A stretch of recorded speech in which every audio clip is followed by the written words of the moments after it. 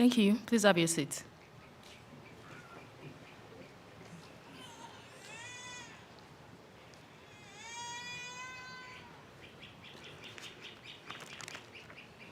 Let's pray.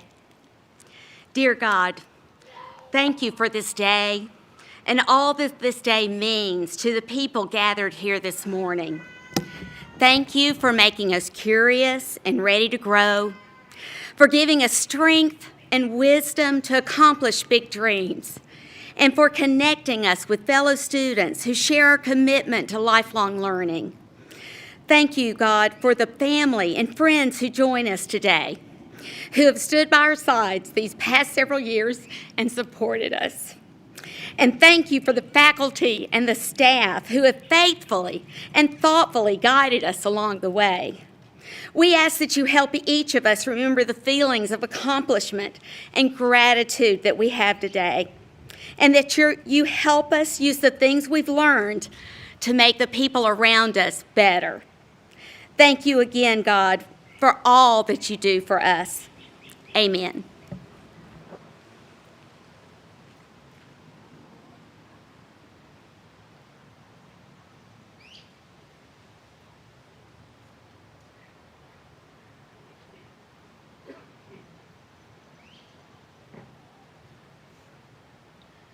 Good morning. Will you please rise for the presentation of colors and the Pledge of Allegiance?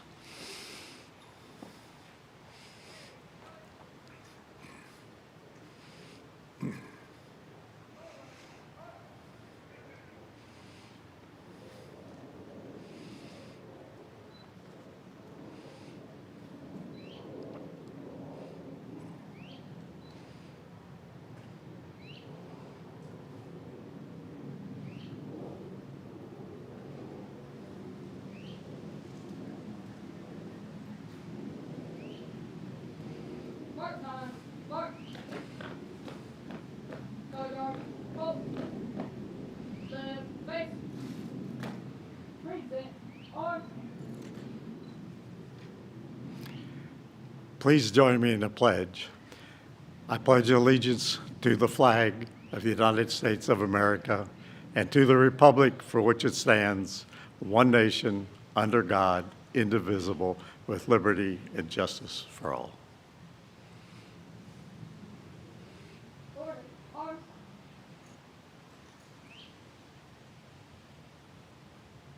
Right. Face. Forward. March.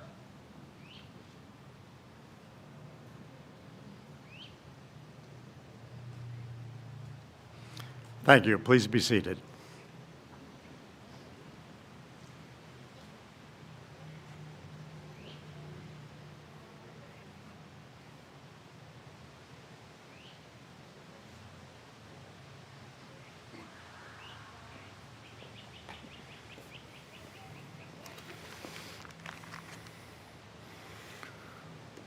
What a spectacular morning.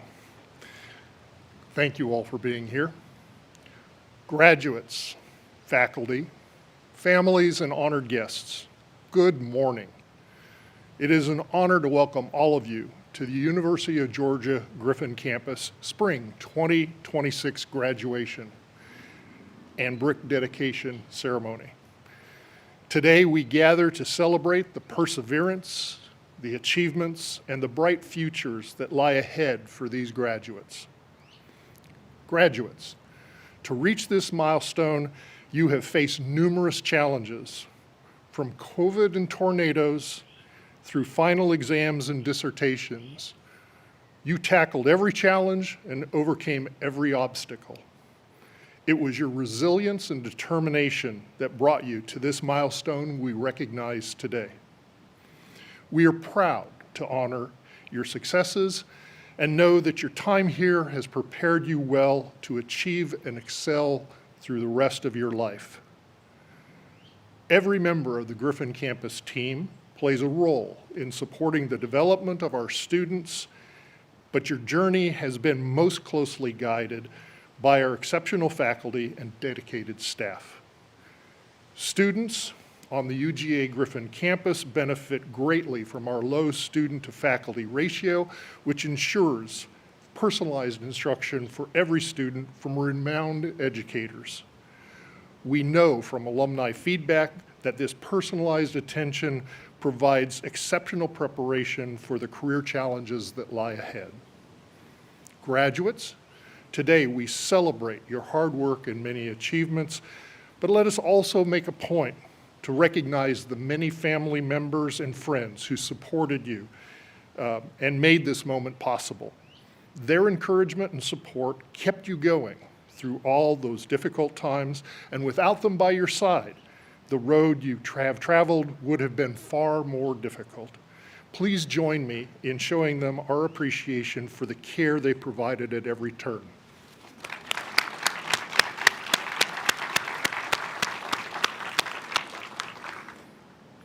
This ceremony marks the 39th graduation celebration at Griffin campus.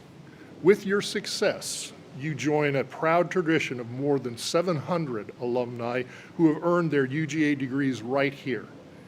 Congratulations, you are now part of that legacy.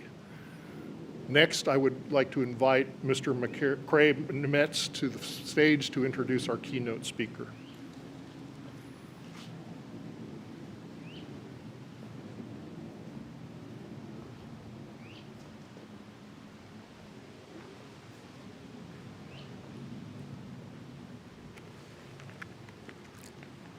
Good morning, distinguished guests, faculty, proud families, but most importantly, the graduating class of 2026. Today, we are here to celebrate the accomplishments of this year's class of 2026. Graduations are more than just a ceremony. They are milestones, moments where we pause to honor the years of dedication, perseverance, and growth. We are especially honored to welcome a speaker who exemplifies these qualities. And today, we are joined by somebody who embodies this very spirit of achievement that we are here to recognize. Our keynote speaker, Tracy Roper, is a team director for launch support and transitions and operations at Chick-fil-A, where he currently serves the South, the West, and the Midwest regions, where he has been with Chick-fil-A for 26 years, with the first 8 as an operator. Before joining Chick-fil-A, he was a high school biology, anatomy, and physiology teacher, as well as a football coach here in Georgia. Throughout his career at Chick-fil-A, Tracy has demonstrated exceptional leadership across a wide variety of roles, including as a business consultant, area director of the West region, director over new operation consultant team, director over field effectiveness, which has led to his current role as team director and launch support. Beyond the impressive career that Tracy has had, what truly sets Tracy apart is his unwavering belief in the power of persistence, perseverance, and purpose, values that resonate deeply in you as you step into your own futures. Today, Tracy will share insights into a life dedicated to growth and service. As you prepare for your next journey, I invite you to open your mind and your heart, because the wisdom that you're about to hear may just shape the way you write your journey. I remember meeting Tracy for the first time just about a year ago, when our student leadership groups were able to invited to visit Chick-fil-A. There was quite a lot of buzz surrounding everyone coming into the room, and I remember distinctly that a lot of people somehow just managed to find their way into the room as they heard that Tracy was giving a talk to us. And Tracy had introduced this idea of personal identity, and what does that mean for us? It was an inspiring talk about our purpose here and how do we follow that purpose. Even to this day, I still think about this talk very often, and how do I follow my purpose? What truly distinguishes Tracy is not only his professional success, but his unwavering commitment to growth, service, leadership, and purpose. His journey reflects that same resilience, adaptability, and vision that have brought each of you here to this moment. Please join me in giving a warm welcome to our keynote speaker, Tracy Roper.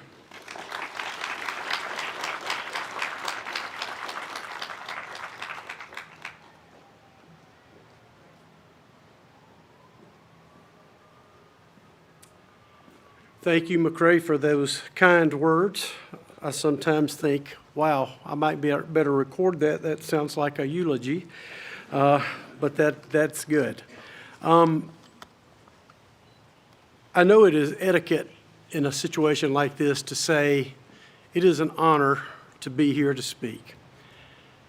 Well, beyond the etiquette of it all, it is an unbelievable honor for me to be here today. I am humbled beyond any words, and I just thank you for the opportunity. I pray that what I say today might touch someone's heart, maybe challenge you in a way that you've never been challenged before, but more than anything, I hope you leave encouraged. So many people that have heard me speak know that I speak a lot about leadership. And one of the things that I talk about are what I call the 3 main buckets that I see all leaders, people that are aspiring to be great leaders, spend their time. Now, out of those buckets, there are multiple facets. If you were to research leadership on Google, you're going to come up with thousands of definitions and thousands of thoughts. But over my time at Chick-fil-A and watching people grow, watching them develop, watching people fail, and watching people succeed, I've come up with what I think are 3 buckets that I kind of talk about a lot when I talk about leadership. The first one is the ability to inspire. A leader needs to be able to inspire people that follow them. Second of all, I feel like a leader needs to be able to impact people in a positive way. And then thirdly, I think it's important that great leaders are able to sustain great results over time. As I talk to you today, I hope I do those 3 things. I hope I inspire you. I hope that I say something that impacts you. And I hope that I give you some ideas of how to sustain great results over time. So when my oldest daughter, I got 4 kids, and I've been married for 35 years. My wife's out there in the crowd somewhere. Yes, and I've been married to the same woman for 35 years, and she actually put up with me that long. But 4 adult children, and I now am in the grandparent business. We have 7 grandchildren, and we spend a lot of our time with our grandkids. But when my oldest daughter, Callie, was in middle school, she got really enamored with going to old graveyards. Now, I don't know where that came from. It's just kind of weird and macabre a little bit, but she wanted me to always take her to look at these old graveyards, and she would just walk around, and I finally figured out what she was doing. It was something about looking at a gravestone, looking at a person's name, and wondering what their story was. Now, one thing that we did talk about when we were walking around, we had great conversations. Believe it or not, we actually did have great conversations in a graveyard. But anyway, every time we would look at a tombstone, I would say, what do you think the story is here? They lived 42 years. What do you think they did with that 42 years? And we would talk about that. But it always would bend back to, so Callie, what do you walk away from this experience with? And one of the things that we would always look at is the date of birth and the date of death. But what is always in the middle of those 2 dates? This is group participation time. What's always in the middle of those 2 dates? A dash. What are you doing with your dash? What will you do with the remaining time with your dash? It doesn't matter how old you are today. It doesn't matter if you're graduating. It doesn't matter if you're here supporting. This message applies to every person because we all have a date of birth and we all have an appointment on the date of death, and we all have a dash. What are we doing with that dash? What are we doing with our dash? I turned 60 years old about 2 weeks ago. And I will tell you that as I turned 60, it does something to your mind a little bit about, wow, I've got a lot less Christmases ahead of me than I got behind me. Those kind of thoughts come to your mind. And I'm often thinking about, am I maximizing my life? Am I doing the best I possibly can with what God has given me to steward? Am I being the best steward of my life, of my resources, of the people around me? Am I leading in the right way? Am I being the proper example? Am I still looking to do great things? And it always comes back to one word for me. And if you talk to my kids and you were to ask them, what is one thing your dad always talks about? And they're going to use this word, intentionality. Intentionality. You know, a lot of times people we look at Truett Cathy at Chick-fil-A. A lot of people go, wow, Truett was very successful. Yes, he was. But Truett was a man, just like flesh and blood, like all of us here. But I will tell you that if there's one thing that Truett Cathy did very well, he was incredibly intentional about what he did. So let's talk about that word for a second. I want to camp out there for a minute, and then I will tell you a story after that. So, intentionality, what is it? Well, to me, intentionality is like hyper-focus. It is like purposeful thoughts, planning, looking ahead, thinking about what it is you want to do. Stephen Covey, in his book, The 7 Habits of Highly Effective People, his second habit of highly effective people is begin with the end in mind. And I often tell people, young people, older people, whoever I'm talking to, mentoring, coaching, I tell them, where is it you're headed? What does success look like for you? What does a win look like for you? When you are on your deathbed one day, taking your final breath, and you're thinking and looking back at all the years that you've had, whether it's a lot or a few, what do you want to be able to be said about you in those days? Well, folks, I can tell you right now, people that don't have a plan and people that are intentional, there is kind of like a guessing game for them. But for you folks, especially you graduates, you're here today because you had a goal. I don't know if you wrote the goal down. I don't know if your parents drove it into your brain when you were little. Whatever it did, you had a goal. But guess what? They call this a commencement service for a reason, okay? It's just beginning. Your life is now just beginning. You think, well, gosh, I've been in school for all these years and I'm, 20-something, 30-something, 40, 50, whatever your age is. I'm like, yeah, but your life is now starting over and you've got to restart. What are you going to do?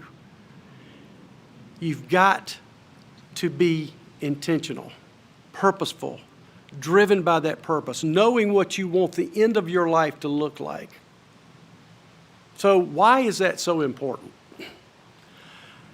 I think, first of all, it keeps you on track.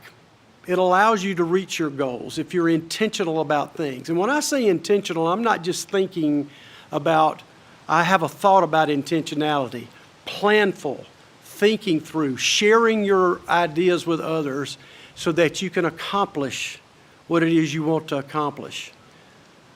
Folks, you didn't spend all this time going to school to just go out and go, hey, I've got my doctorate, I've got my master's, I've got my undergrad, whatever it is. That's not the goal. That's just part of the journey. What is the end game for you? And why is it so important to be intentional? It's because intentionality allows you to accomplish things. It allows you to do things that other people can't do or won't do. Mainly won't do, I would say. But success is not an accident. Things just don't happen. Truett Cathy didn't become a multi-billionaire by accident. He was very intentional. The things that you will accomplish in your life, the things you already have accomplished in your life, were because you were intentional about what you did. So how do you go about doing that? Well, you can climb up the mountain any direction you want to try to get to that word intentionality and success. But I will tell you, to me, there are some practical things that you can do. Number one, do you have a personal mission statement? Have you sat down at any point in your life and written out your actual personal mission statement? Why are you here? Why are you here? It's so important for us to grasp that and hold on to it because it will drive everything you do. It'll drive your decisions. It drives where you go, what you do, what you focus on, where you spend your time, where you spend your money. It is so very important. The other things about intentionality is your brand. It's who you are. People know you. And they think about you in certain ways. Everybody in this group today has a brand in your group of people that you hang with, that you work with, that know you from church or other organizations. You've got a brand. I would ask you today, if you were to go to 5 to 10 of those people and ask them, hey, when you think about me, what are the top 3 words you would use to describe me? And I always tell young leaders when I do that, I'm like, hey, you might want to put your big girl and big boy britches on because you might not like what they say. And then I say, but if you don't like what they say, who's in charge of changing that narrative? You are. Intentionality, purposeful, focused, knowing where you're headed, and planning the steps to get there. Does that always ensure 100% success? No. But I can promise you that people that are intentional and plan, they hit their goals much more. And the further out you can plan those goals and the further out you can plan your life of what you want it to look like, the more success you will have. Why? Because it's probably the most important thing you can do with your life, because it sets the stage for everything else you do. How you do it, it's up to you. Write things down, share things down, ask people questions. If you've never done a life plan before, I would encourage you to do one. Here's a challenge for each of you, and this is for everybody in the group today. And this is one of the toughest things I ever did, and I made a reference to it earlier. I challenge you over the next 30 days to sit down and write out your eulogy as if someone were reading it over your casket or over your urn at your funeral. Not as if you would say it, but somebody else is speaking about you. What words would they use? What would they say? What would you hope is in that eulogy that you think, I don't know how many years I've got left, but I hope I do these things?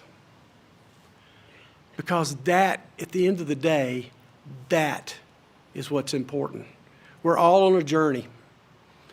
Right now, things seem very hard at times. Some things seem impossible. Sometimes things might seem easy, but we're all on a journey to a destination. Whatever your destination is today, I hope that you're intentional about getting there. One of my favorite verses in the Bible is in Psalms 90. Moses is given credit for writing this psalm in the Psalms, and it's Psalms 90:12. And it says this, "So teach us to number our days, so that we may gain a heart of wisdom." That is my prayer for you today, that you will grasp every day, see it as a gift, number it knowing that you have very few, and make the most out of it. And as I close, I want to read a poem to you. This poem is very inspirational to me. I hope it's inspirational to you. And it talks about what do you do when you feel like things are just falling in on top of you and you've got all these hurdles of trying to reach your goals and it seems like you can't quite get to where it is you're going. But I want to leave you with this, and hopefully it will inspire you to think about these things as I walk away from the podium here in just a moment. This is a poem by Dr. D.H. Groberg, and it's called The Race. I'm going to have to put my eyes on because if I don't, I'm going to mess up the words. That's another problem with turning 50 and 60 years old. You can't see anymore. The Race by Dr. D.H. Groberg. "Quit! Give up! You're beaten!" They shout at me and plead. "There's just too much against you now. This time you can't succeed." And as I start to hang my head in front of failure's face, my downward fall is broken by the memory of a race. And hope refills my weakened will as I recall that scene, for just the thought of that short race rejuvenates my being. It was a children's race, young boys, young men, how I remember well. Excitement? Sure, but also fear. It wasn't hard to tell. They all lined up so full of hope, each thought to win that race, or tie for first, or if not that, at least take second place. And the fathers watched from off the side, each cheering for his son, and each boy hoped to show his dad that he would be the one. The whistle blew, and off they went, young hearts and hopes afire. To win and be the hero there was each young boy's desire.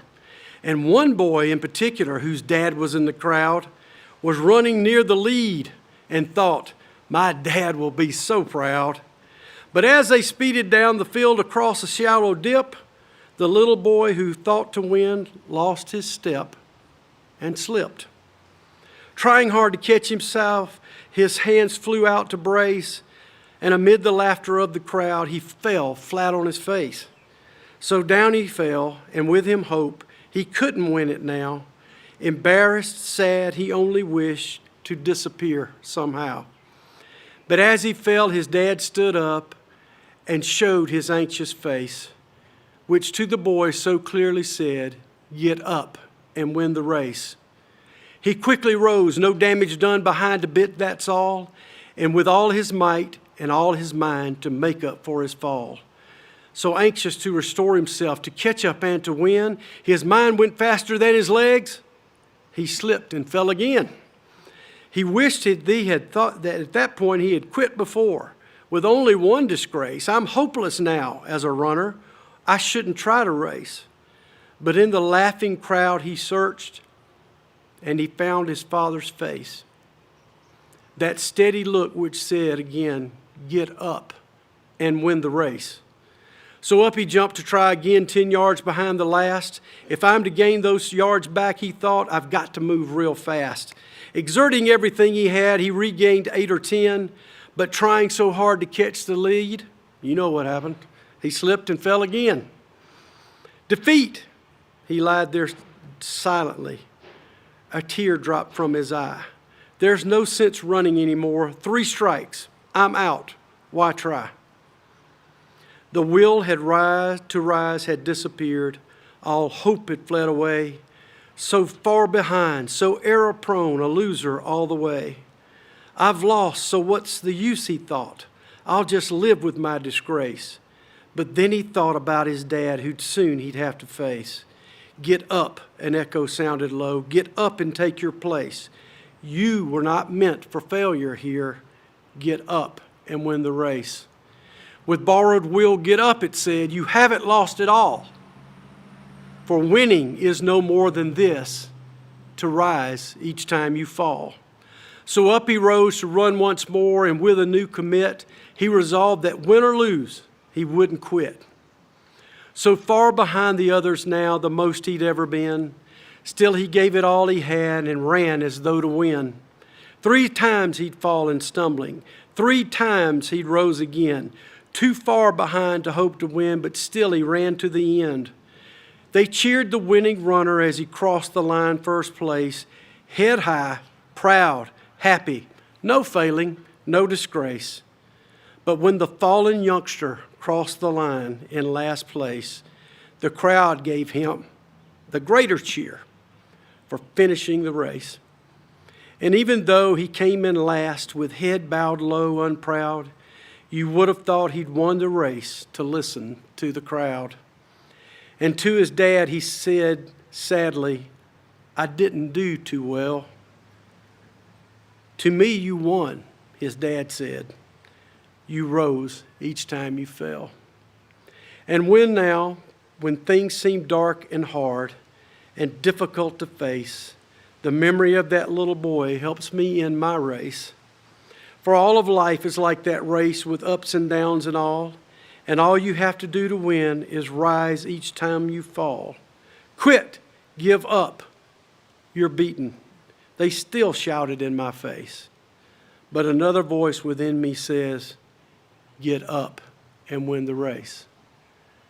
Ladies and gentlemen, we all have a start time.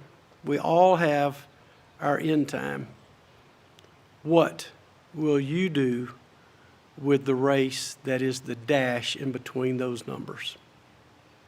Thank you.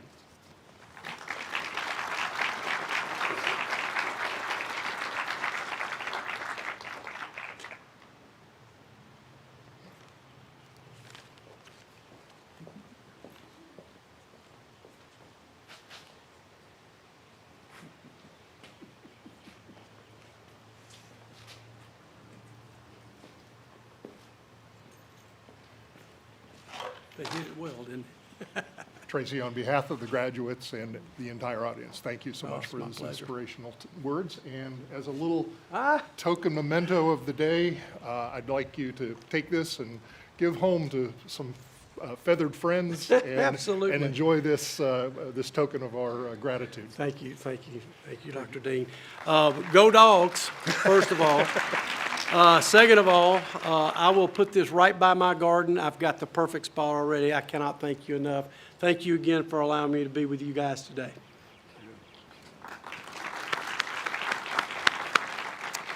And next, I'd like to invite Ms. Faye Chapman to this, to the dais to introduce our student speaker.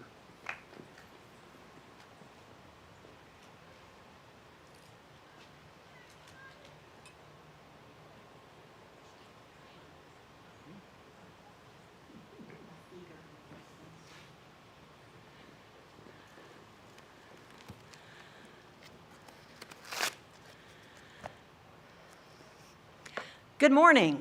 I'm Faye Chapman, the Program Director for the Franklin College of Arts and Sciences at UGA Griffin. This morning, I have the pleasure and the honor of introducing the outstanding young woman who is our student speaker for this joyous occasion, Madeline Choate, or his mom would say, Madeline. It may alternate between the two, so forgive me. Madeline will be graduating with a Bachelor of Science with majors in microbiology and in psychology with a neuroscience emphasis. Considering her majors at UGA, you might reasonably assume that she plans to go on to law school. I gave it away. Dadgummit. Go on to medical school or pursue a career in a health or science-related field. You would be wrong. After a gap year, which includes getting married this summer to her fiancé, Tyler, who I'm happy to say is with us here today, Madeline plans to enroll in a dual program through which she will earn 2 professional degrees, a Master of Social Work and a Juris Doctorate. With these 2 degrees in hand, Madeline plans on becoming a prosecutor, specializing in drug-related crimes. The reason for this choice? Madeline's desire to serve others, to serve the public good by enforcing the law fairly, while advancing approaches that emphasize accountability, rehabilitation, and lasting recovery. This gal is a problem solver and a planner, and her feet are firmly grounded in reality. So she very wisely has a backup plan, and that's where her 2 degrees from UGA come in, microbiology and psychology. If she ever does need to step away from the field of law, she can pursue a career in something related to toxicology, immunology, something of that sort. Considering what all of us at UGA Griffin have observed of Madeline since she joined our student body in fall of 2024, her career goals are in keeping with the Madeline we know, a compassionate young woman who wants to do what she can to help others and who is always ready to put in the hard work, and then some. While a student at UGA Griffin, Madeline has had a lot on her plate. She's taken more than a full load of courses each term because, in addition to her UGA classes, she was taking online courses through Georgia Highlands College for her BS degree in criminal justice, which she completed in December. Madeline has also worked 3 part-time jobs. One as a caregiver, another with the athletics department at Georgia Highlands, and yet another as the lab assistant for Dr. Shea, our microbiology lecturer, who told me that even with her demanding schedule, Madeline excelled in her role to the point that she was not just helpful to the operation of the teaching lab, she was absolutely essential. I know I speak for so many of the UGA Griffin faculty, staff, and students when I say that we are happy and grateful that Madeline chose to transfer to UGA Griffin because she has graciously, generously, and unfailingly shared her many talents and strengths with all of us. She's always stepped up to serve, whether it meant being on the student panel at New Student Orientation, speaking to prospective students at Open House, leading prospective students through a lab exercise in the teaching lab as part of a lab tour. And here I have to pause to say, when I observed her do this, it was impressive. She knew how to engage those young people. And it ain't easy to engage necessarily all people who come into a lab. I remember, I think Dr. Shea and I actually said to her, have you ever thought about teaching? That could be another backup plan. She's also been an excellent peer tutor, always ready there to help a classmate who needed help. So Madeline, what I want to say finally is thank you for all that you've contributed to this campus, and I have to say to the growth that you've provided me as a person and as an academic advisor. And so now it's time for you to join me in welcoming Madeline Choate, our student speaker.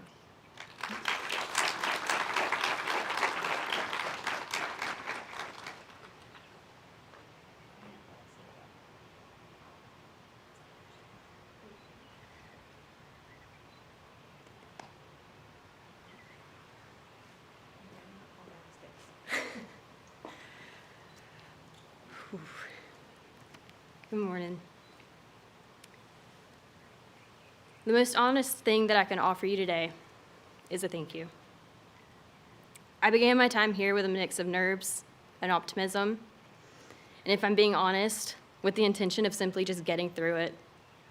There was a lot unfolding in my personal life in every direction, and yet I was met with professors and support staff who encouraged me, comforted me, and taught me how far beyond what I was expecting. Dr. Shea and Dr. Buff, y'all were my primary professors. You saw more of me than almost anyone else during this time. You witnessed both my best and my worst, academically and in the moments when my personal life inevitably made its way into the classroom. When I shared my goals, you didn't just acknowledge them, you helped me think through how to reach them. You built my confidence and you prepared me for the kind of challenges I know that are ahead. And I thank you for not always making things easy, but for reminding me often, indirectly, that understanding takes time, effort, and a willingness to sit with what you don't yet know. You taught my classmates and I more than content. You taught us how to stay with something until it finally made sense. Dr. Shea, you were the very first professor I ever met here. And I'm so thankful for you. Thank you for encouraging me to do more with my abilities in the lab and for trusting me enough to teach my peers. Thank you for sharing your experiences, your perspectives, and for showing understanding when life became overwhelming. Your support, especially in moments like the idea symposiums or when students would visit our lab, meant more than I can fully express. I am grateful for you. If I ever trade law for microbiology, you'll be the first one I call. Dr. Buff, thank you for your consistency, your patience, and your steady confidence that I would figure things out. Our conversations expanded the way that I think, and I find myself carrying pieces of your phrases with me. Thank you for giving me space to experience grief and for walking with me through it. You made life feel more manageable and learning more meaningful. Thank you for the kind of guidance that I didn't always look like clarity, but was exactly what I needed. To the friends and support staff who filled the spaces in between everything else, thank you for the ordinary moments. Ms. Chapman, thank you for teaching me, without even trying, to appreciate the small conversations, the kind that build into something deeper over time. Ms. Misty, thank you for holding me when I cried and for praying over me. Your presence meant more than you know. Ms. Cherry and Ms. Todd, thank you for your encouragement, your support, and your genuine interest in my future. And to IT, Avery, Lee, Kayla, Rushank, thank you for the Griff print funds, the last-minute fixes, and for solving problems before I lost my mind. And to my classmates, Haley and Emily, I'm so proud of you. You are thoughtful, confident, and incredibly capable. I have no doubt that you will both thrive in your future careers. Thank you for the conversations that started out as distractions but became the most grounding parts of my weeks. You made this experience feel lived in. And to the Griffin campus, and to every student, staff member, and faculty member who contributed, whether directly or indirectly, thank you. Even the smallest interactions shaped us in ways we may not fully realize yet. Lastly, to my graduating class, I hope in some way you can find yourself in this thank you. As we leave here, I don't think most of us feel completely ready, and I don't think we're supposed to. When people ask me how I feel about what's next, my answer hasn't changed much from how I felt when I first started. I'm still nervous, I'm still optimistic. But now I carry a deeper understanding of how to face the unknown. I know how to move forward without having to figure everything out, and I know I don't have to do it alone. This experience didn't just give me the answers, it changed how I approach not having them. And it'll teach us how to keep going, how to stay grounded, and how to grow through uncertainty. So as we move forward, I hope what we carry with us isn't just what we learned, but how we learn to live through it with attention, discipline, and with a little more trust than what we had before. Our journeys weren't perfect, but they were meaningful. Thank you, and congratulations.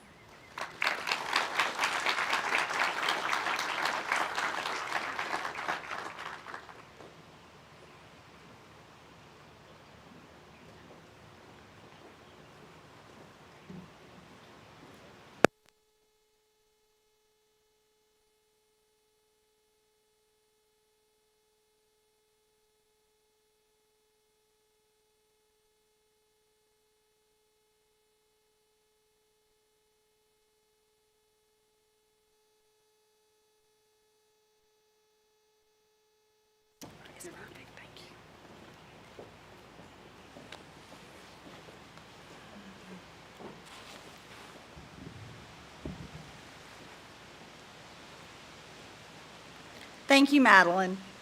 We are so honored to have you as part of our UGA Griffin family, and we're very proud of you.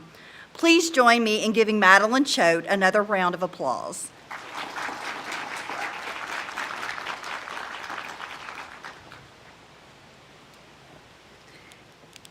And now, here we are, the moment for which we are all gathered to celebrate.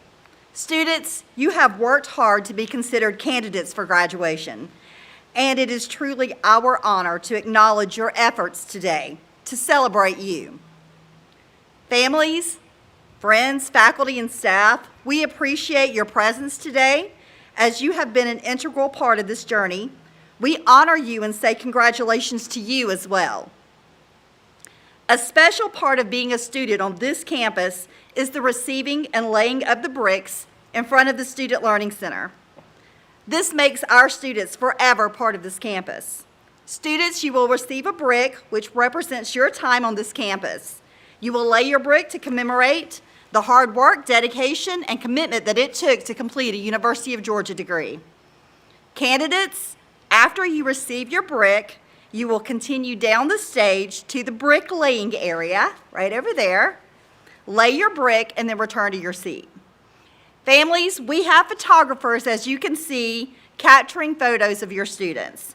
A link to these photos will be emailed to the students a few days later, so we want to very much thank Rick Blackshear and our campus IT staff.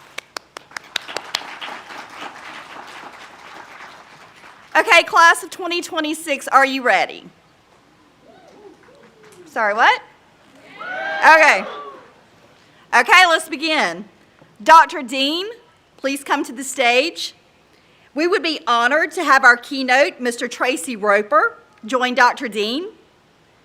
We're also very proud to have UGA's Associate Vice President for Instruction, Dr. William Vinsel, with us. Dr. Vinsel, will you join them? And our first group of students are those completing a Franklin College of Arts and Sciences degree, or degrees, actually. Dean Anna Stemport is here with us this morning. Dean Stemport, would you and the Franklin College Program Director, Ms. Faye Chapman, please come to the stage?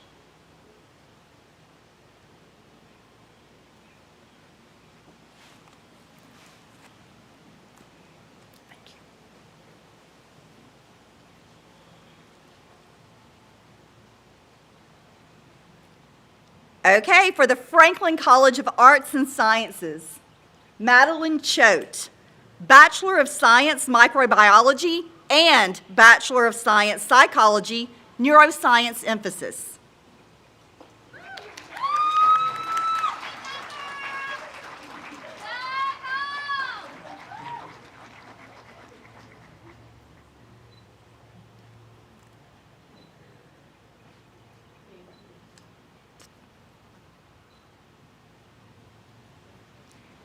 Emily Cooper, Bachelor of Arts, Interdisciplinary Studies, Psychology Concentration, and Bachelor of Science, Psychology, cum laude.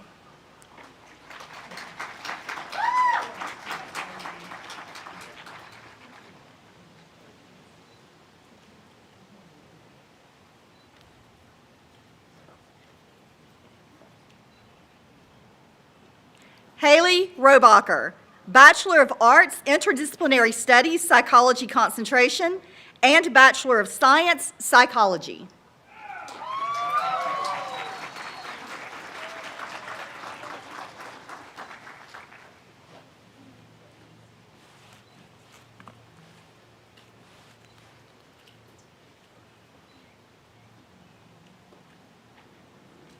Thank you, Dean Stenport and Ms. Chapman. Our next group of students are those in the College of Agricultural and Environmental Sciences, Associate Deans Kopsel and Singh, and Pamela Henry, Program Coordinator for the College of Ag. Will you please join Dr. Dean, Mr. Roper, and Dr. Vinsel on the stage?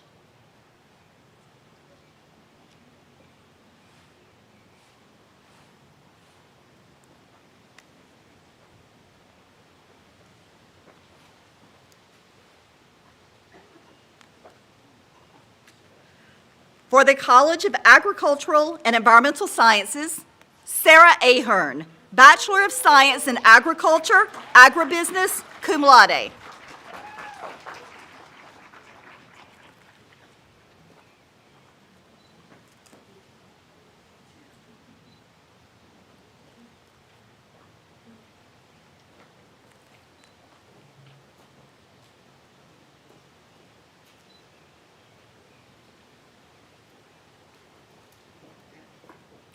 The remaining students for the College of Agricultural and Environmental Sciences are completing graduate degrees. Dean Ann Schaefer, Associate Dean for the Graduate School, will you please join us on the stage?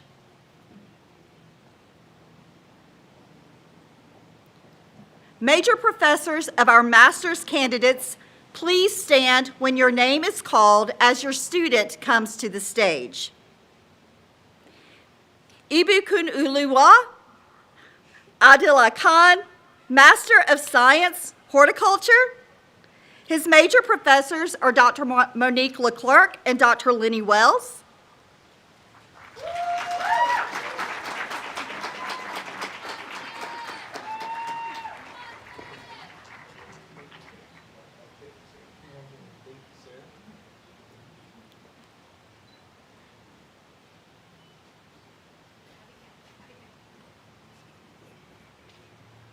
Miranda Barr, Master of Science, Food Science and Technology.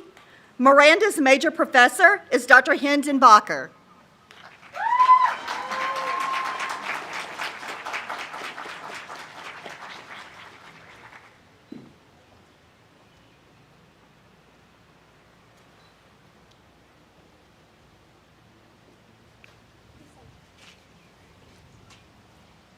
McCrae Metz, Master of Science, Food Science and Technology. McCrae's major professor is Dr. Malak Asali.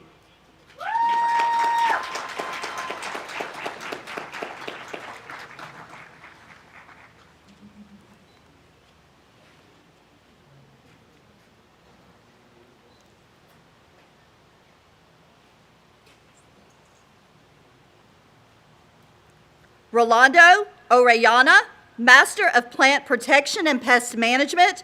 Rolando's major professor is Dr. Alfredo Martinez.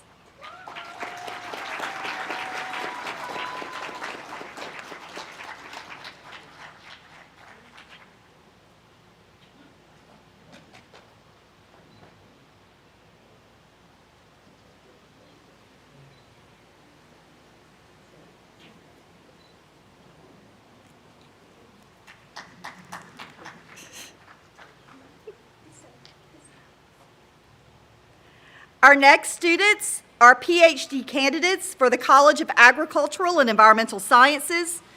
Major professors, please join your student on the stage as their name is called. Maria Ali, Crop and Soil Sciences, Doctor of Philosophy. Major Professor, Dr. Muhammad Mergom. Dr. David Bunton is here on Dr. Mergom's behalf. Dr. Bunton, please join Maria on the stage.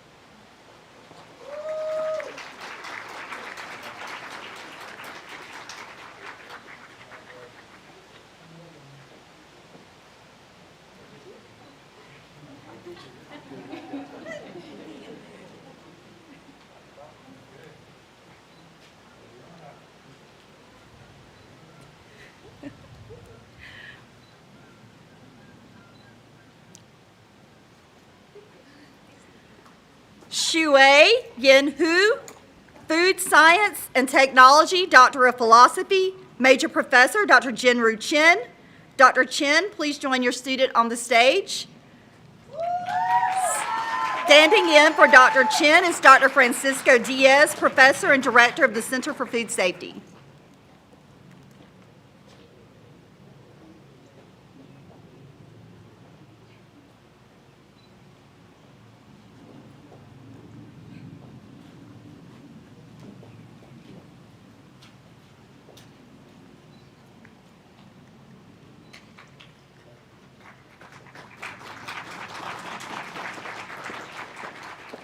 Minji He, Food Science and Technology, Doctor of Philosophy. Major Professor Dr. Francisco Diaz. Dr. Diaz.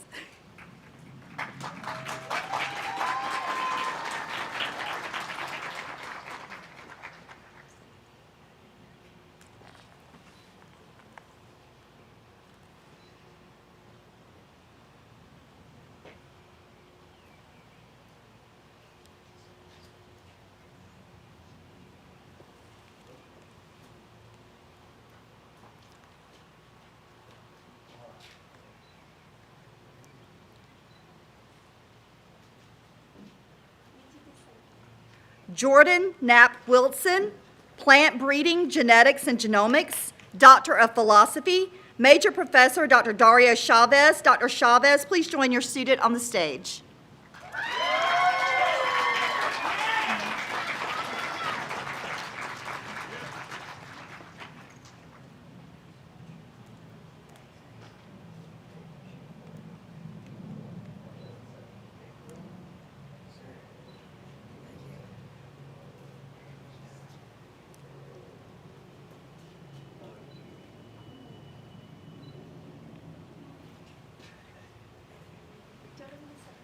Hua Un Lee, Food Science and Technology, Doctor of Philosophy, Major Professor Dr. Jinru Chen. Standing in for Dr. Chen is Dr. Francisco Diaz, Professor and Director of the Center for Food Safety.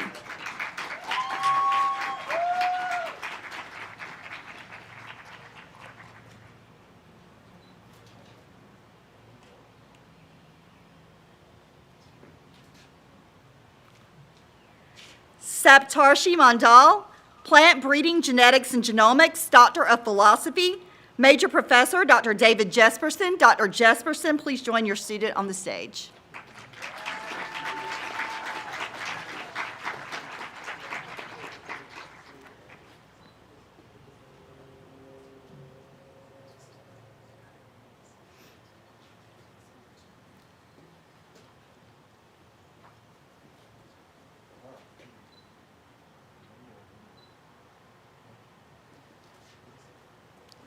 Samikshaya Rihal, Plant Breeding, Genetics, and Genomics, Doctor of Philosophy, Major Professors Dr. Bosher Bari and Dr. James Buck.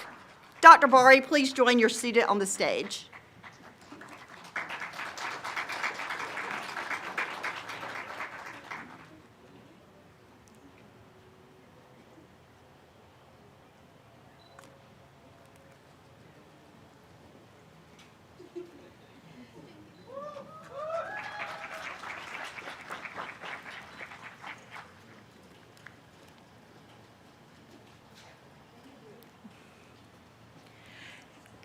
Yufei Sui, Crop and Soil Sciences, Doctor of Philosophy, Major Professor Dr. Jack Huang. Dr. Huang, please join your student on the stage.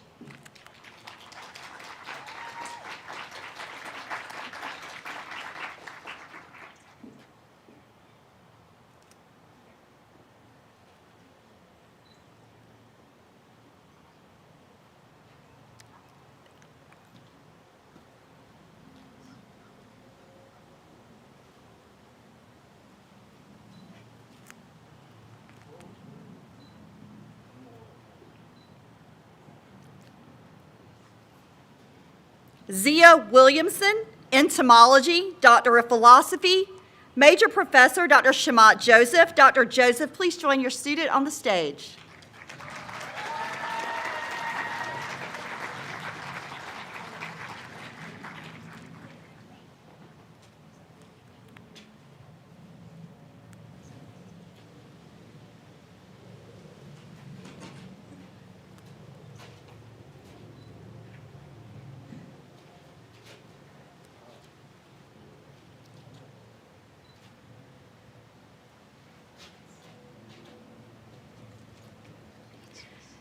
Jihan Shi'in, Food Science and Technology, Doctor of Philosophy, Major Professor Dr. Shunyu Deng. Dr. Deng, please join your student on the stage.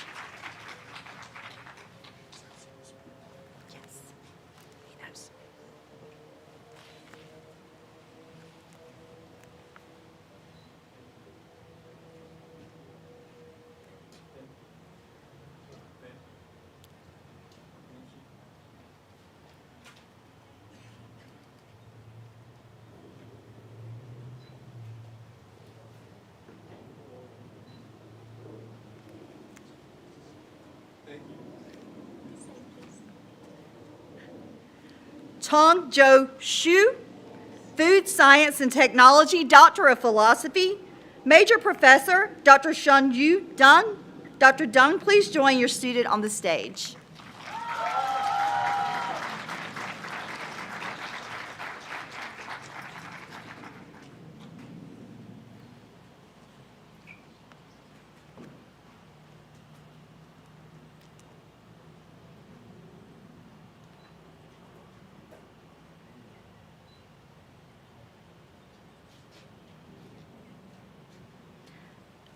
Thank you, Dr. Kopsel, Dr. Singh, and Ms. Henry. Dr. Dean, Mr. Roper, Dr. Vinsel, and Dr. Schaefer, please remain on the stage. And will Dr. Scott Ardwan, Associate Dean for the Mary Frances Early College of Education, and Dr. Robin Overick, Program Coordinator for the Mathematics Education Pre-K through 8 program, please come to the stage.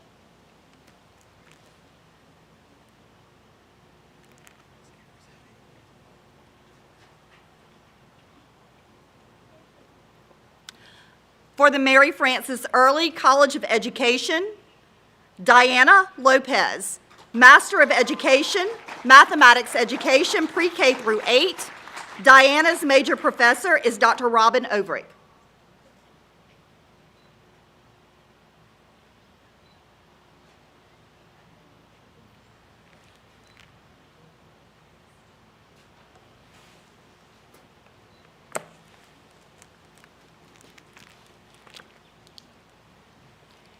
Erica Gallman, Education Specialist, Mathematics Education, Pre-K through 8. Erica's major professor is Dr. Marcia Hines.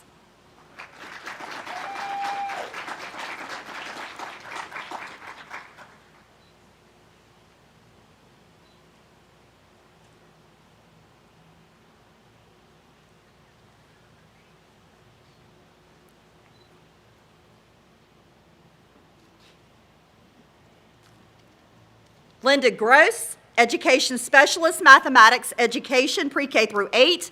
Linda's major professor is Dr. Marcia Hines.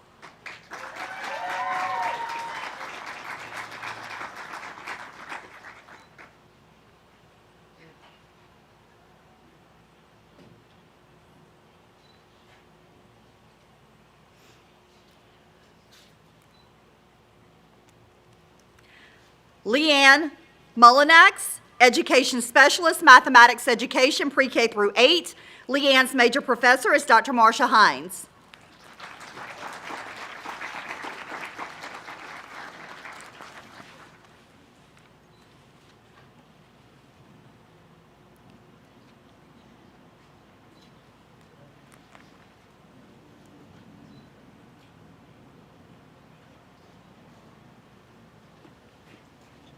Thank you, Dr. Overick. Will Dr. Dallin Young, Program Coordinator for the Student Affairs Leadership Educational Doctorate, please join us on the stage? Our next students are Educational Doctorate candidates for the Mary Frances Early College of Education. Major professors, please join your students on the stage as their name is called. Randall Bogard, Student Affairs Leadership, Doctor of Education, Major Professor Dr. Katie Koo. Dr. Koo, please join your student on the stage.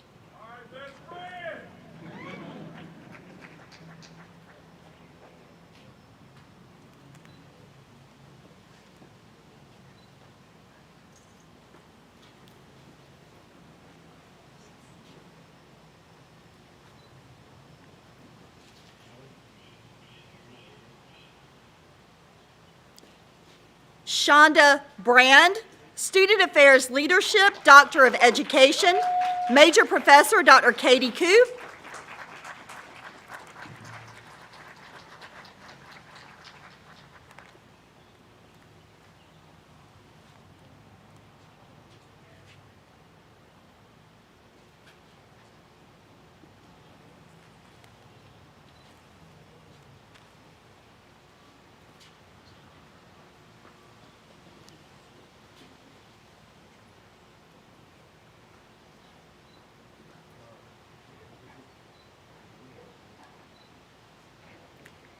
Hector Giovanni Cuevas, Student Affairs Leadership, Doctor of Education, Major Professor Dr. Georgiana Martin.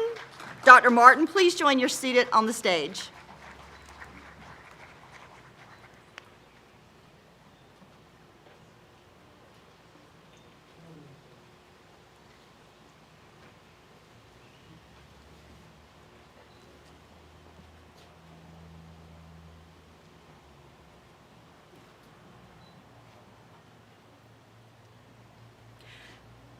Christine Joy Ginther, Student Affairs Leadership, Doctor of Education, Major Professor Dr. Jenny Boss. Dr. Boss, please join your student on the stage.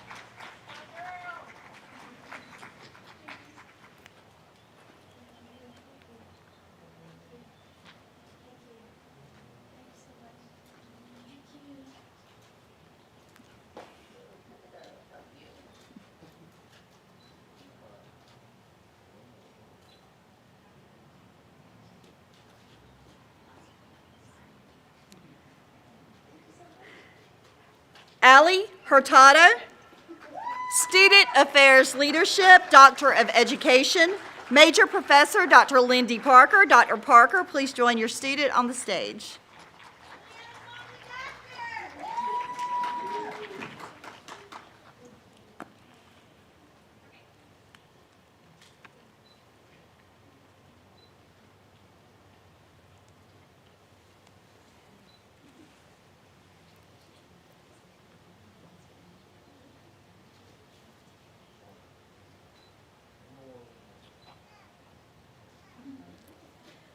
Sarah Ray, Student Affairs Leadership, Doctor of Education, Major Professor Dr. Georgiana Martin. Dr. Martin, please join your student on the stage.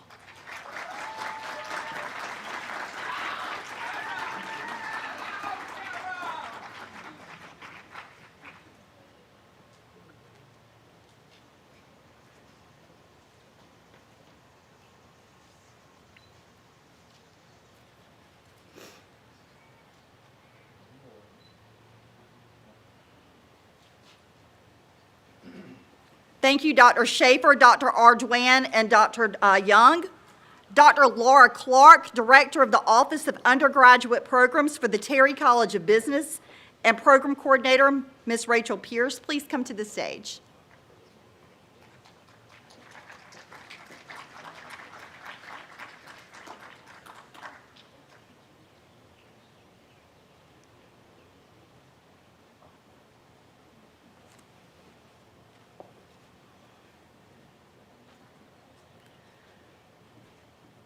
For the Terry College of Business, Sarah McClure, Bachelor of Business Administration, General Business.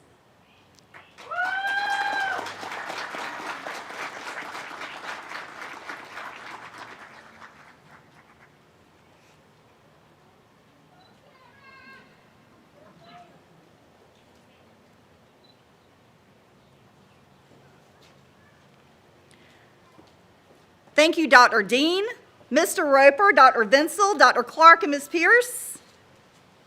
You may be seated. Let's give all of our amazing students a well-deserved round of applause.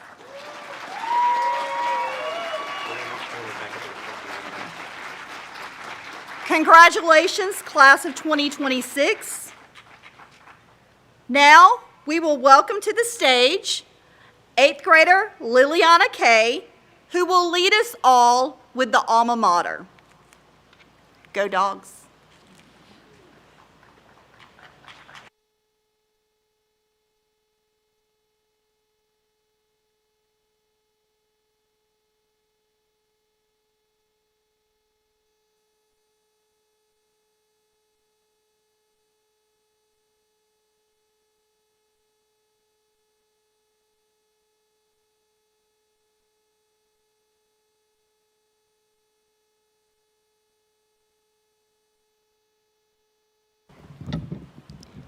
Please stand, the alma mater.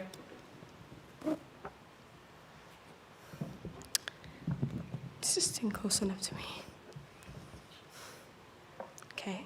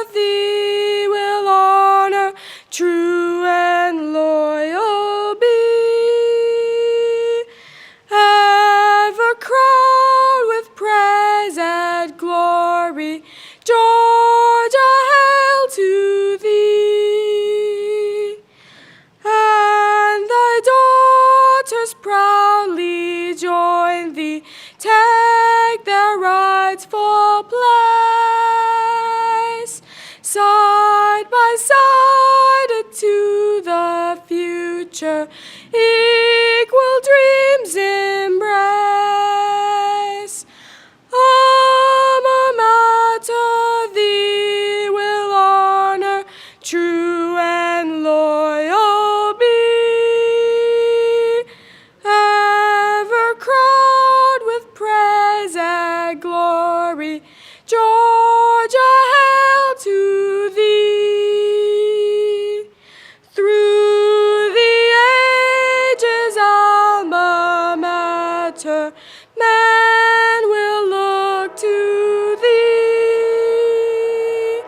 Thou, the fairest of the Southland, Georgia's varsity. Alma mater thee will honor, true and loyal be. Ever crowned with praise and glory, Georgia, hail to thee. Georgia, hail to thee.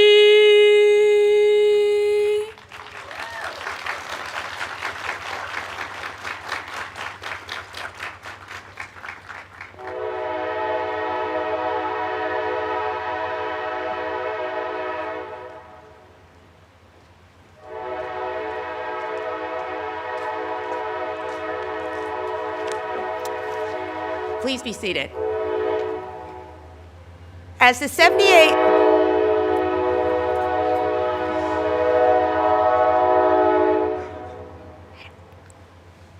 As the 78th immediate past president of the University of Georgia's Alumni Association, it is my distinct pleasure to personally and officially welcome you into the Alumni Association. While your days ahead may no longer be measured in semesters and your path may not be outlined in a syllabus, hear me when I say this: this isn't the end. We are not breaking up. In many ways, this is just the beginning of your lifelong relationship with the university. The UGA Alumni Association exists to create connections that foster lifelong engagement, helping our alumni turn their love into UGA into meaningful action. We call this framework the 3 Gs: grow, give, and guide. Grow, stay connected, get involved, join an alumni chapter, become a mentor, and continue strengthening your bond with UGA as you step into this next chapter. Give. Give back in ways that are meaningful to you through your time, your talents, and your resources, just as so many others have done to help you reach this moment. Guide. Lead others to UGA. Share your experiences. Tell your story, and help shape the next generation of Bulldogs by showing them what makes this place so special. So you see, this isn't over. We need you. UGA is forever, and the loyalty and connection that you feel today doesn't end at graduation. It evolves. There is no one better to represent and serve this university than you, now as alumni ambassadors. And I'm genuinely excited about what we'll accomplish together.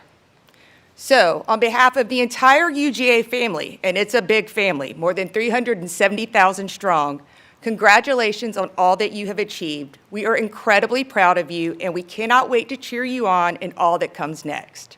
Go Dogs.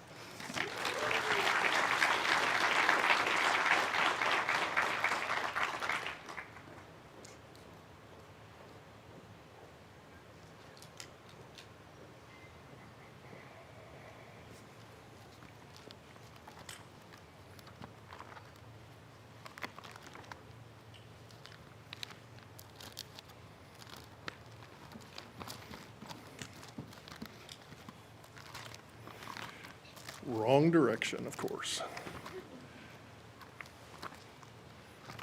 No, maybe it's disappeared. We're never going to leave.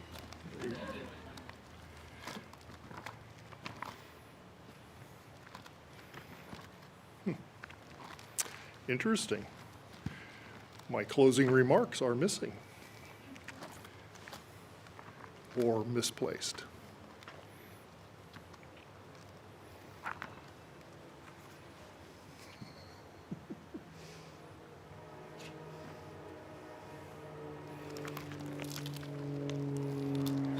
Smile at everybody. We just smile at everybody.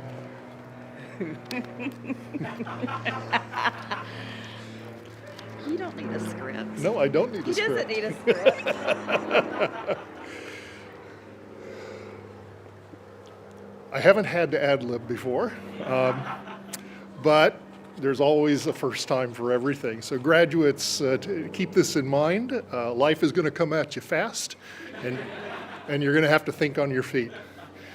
Nonetheless, I can't tell you how pleased I've been to have this opportunity to congratulate each and every one of you on this singular achievement. And I couldn't be happier about this crowd that we have on this beautiful day. That tells you everything you need to know about those who have supported you and gotten you to this place. I want to make sure to thank all of the faculty and the administrators who've traveled from some great distances. I know my counterpart from Tifton actually joined us today, which was an unusual event. So Dr. Timothy Gray, thank you so much for coming up for this event. And I will see you tomorrow at Convocation in Athens. So we continue this for another couple of days between here and the Athens campus. I want to make sure to thank Mr. Ryan Peavyhouse, who's one of our gracious sponsors and a great friend to campus, for providing some refreshments. We're going to have sessions in the SLC building behind me for each of the colleges to break out, so the graduates can gather, spend some time reminiscing and sharing stories of their time here on campus, talk to faculty and family, and just to spend some time to wind down and think a little bit about where we go next. So with that, I think I'm going to get out of the way. I'm going to let you all get out of the hot sun. It seems that the clouds stayed with us just about as long as they have, and we'll wrap things up so that our physical staff folks can get everything under cover before the rain hits tonight. So thank you all very much for being here, and go Dogs.